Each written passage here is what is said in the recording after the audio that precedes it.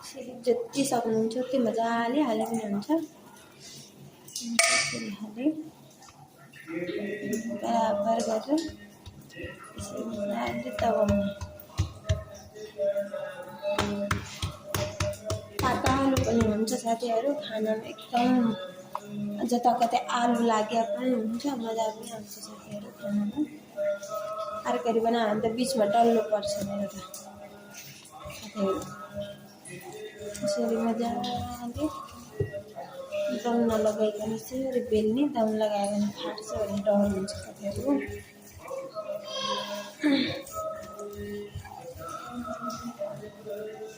तावा बसेको फेरि मेरो चाहिँ